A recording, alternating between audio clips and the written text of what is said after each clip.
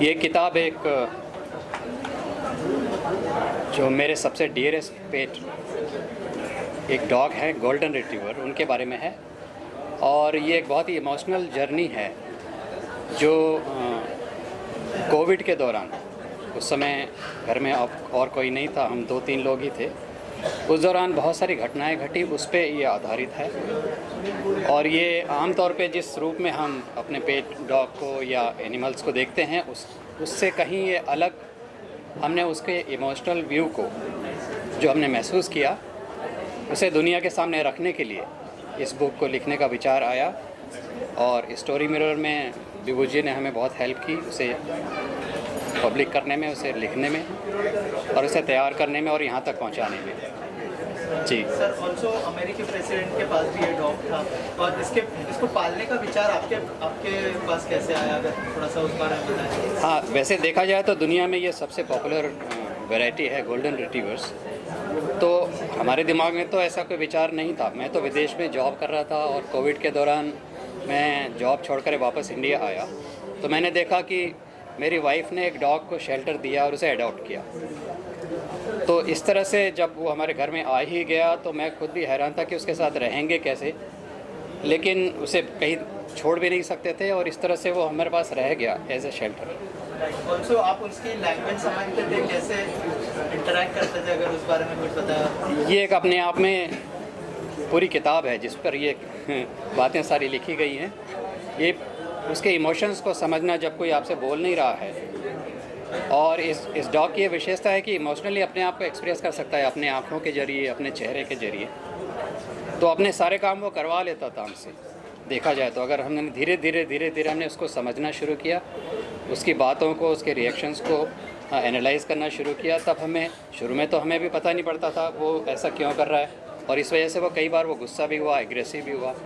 और धीरे धीरे जब हमें समझ में आया तो लगा कि वो अपने आप में एक अपनी बातें एक्सप्रेस करने की पूरी कोशिश कर रहा है और ये हमारे ऊपर है कि हम उसे कितना समझ पाते हैं। मुझे आपसे जानना चाहूँगा, क्या थॉट प्रोसेस था जब आपने स्टोरी को, जब सर ने आपको स्टोरी सुनाई और जब आपने फैसला किया कि जो स्टोरी क्या होता है, स्टोरी एक इमोशंस होता है। स्टोरी हर एक ज़िंदगी में एक स्टोरी है, हर एक बंदे की ज़िंदगी में एक स्टोरी है।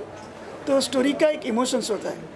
इमोशंस किसी के साथ भी हो सकता है, निर्जीव के साथ हो सकता है, इवन एनिमेटेड ऑब्जेक्ट के साथ हो सकता है, ह्यूमंस के साथ हो सकता है। Now the story about this dog is a very personal story, personal journey, जिसपे आपको ऐसे लगेगा कि मैं इस डॉग से नहीं बात कर रहा हूँ, मैं एक आत्मा से बात कर रहा हूँ। And the way it is written, the way is narrated, it is complete different experience. आपको लगेगा कि एम्पैथेटिक इमोशंस जो ह्यूमन बीइंग कैरी करता है, बहुत बार हम लोगों को एम्पैथेटिक इमोशंस हमारे अंदर से गायब हो जाता है।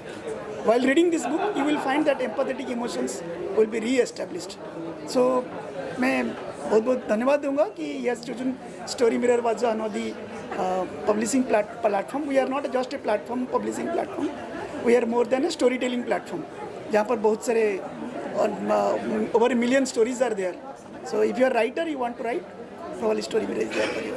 सर, आपसे जानना चाहूँगा, कोई इंसिडेंट है, इमोशनल इंसिडेंट, जैसे आपने कहा कि गुस्सा भी हो गया था एक बार, ऐसा कोई इमोशनल इंसिडेंट है जिससे आपकी आंखें भर आई, और कोई अगर ऐसा कोई इंसिडेंट शेयर करना चाहे हमारी ऑडियंस के साथ? हाँ, देखिए, 2 बातें हैं कि वो कई बार गुस्सा हुआ, कई बार एग्रेसिव भी हुआ। अब हमने इस तरह से उसे देखा कि आपके घर में कोई मेंबर है, उसे अगर गुस्सा आ रहा है तो आप उसके साथ कैसा बिहेव करेंगे।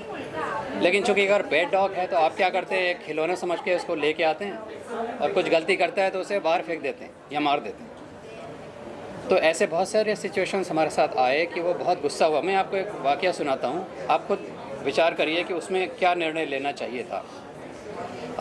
मेरे पास एक डमी डॉग था और लॉकडाउन में हम सब अकेले थे, तो मुझे लगा कि इसको एक फ्रेंड की तलाश ज़रूर होगी, तो क्यों नहीं शायद ये डॉग से एक टॉय समझ के वो खेले।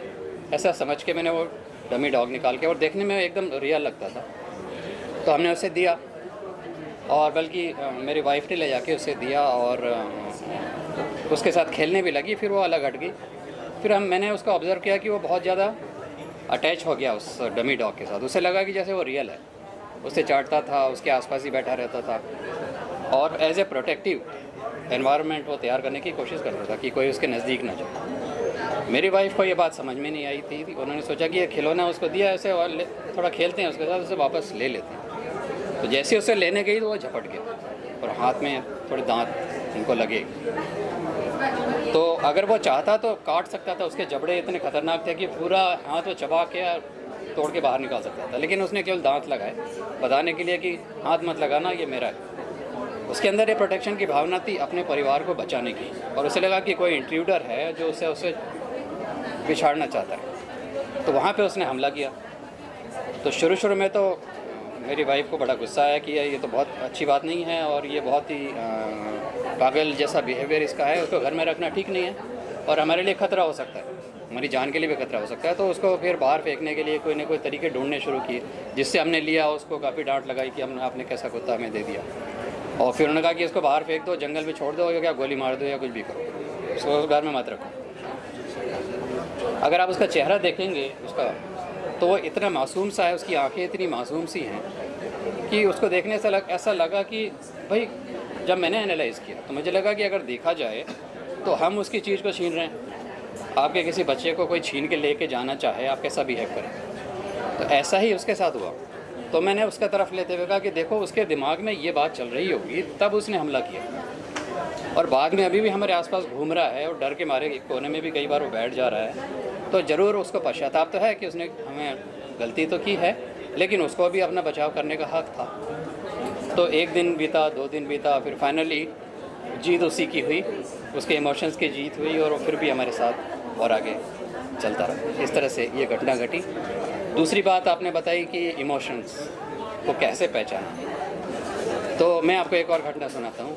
हम कैसे किसी को रीड करें, कोई भी हमारे घर में कोई व्यक्ति है, कोई परिवार का सदस्य है, तो हमें भी तो समय देना होगा ना उसे, कि उससे समझें, वो जाने कि वो क्या चाहता है, उसे क्या अच्छा लगता है, क्या अच्छा नहीं लगता है। तो मैं बाहर प्रोजेक्ट पे काम कर रहा था, तो छुट्टियों में जब घर आया तो उसके लिए एक जैकेट लेके आया लाल रंग का। उसका एक फ़ोटो भी इस वीडियो में दिखाया गया था ख़ास तौर पे। तो वो जैकेट उसको पहनना आसान था, उसको पहनाने की ज़रूरत नहीं पड़ती थी हाथ पैर में, उसको गले में लपेट दो और वॉल जो वेलक्रो होता था उससे वो स्विच हो जाता था, पूरा लपेट जाता था। तो उसको बहुत पसंद था।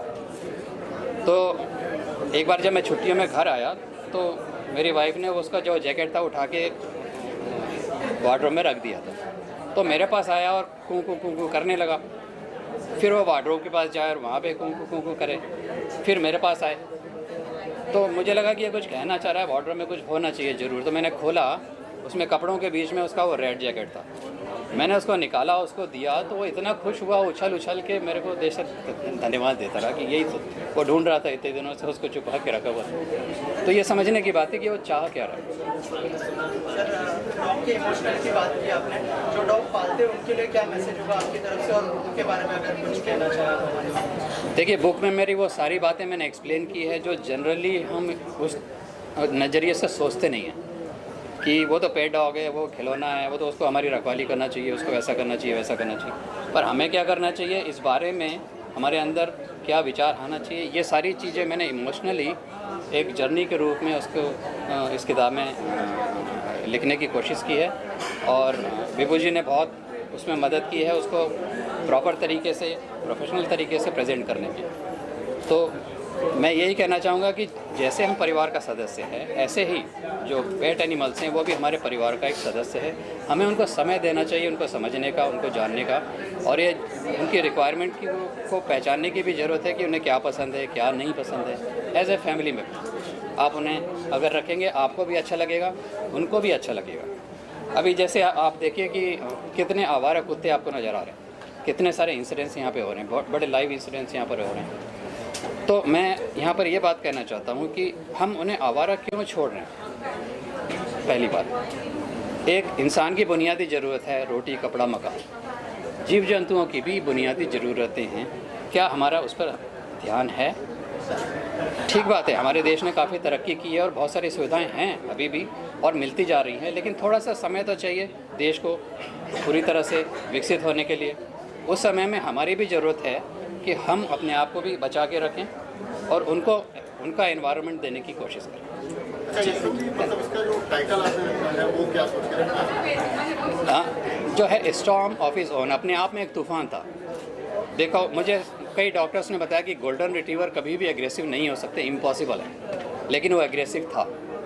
तो अपने आप में एक तूफ़ान था कि वो उसके एग्रेसिवनेस के थ्रू वो अपने एक्सप्रेशन को एक्सप्रेस करता था। बाद में हिंदी में भी उसको गाना जी, इसका ट्रांसलेशन हम करेंगे, सर से हमारी चर्चा हुई है, और भाषाओं में भी ट्रांसलेशन इसका करेंगे ताकि हर व्यक्ति तक ये बात पहुँचे और इस बात को वो समझे। जी। Thank you.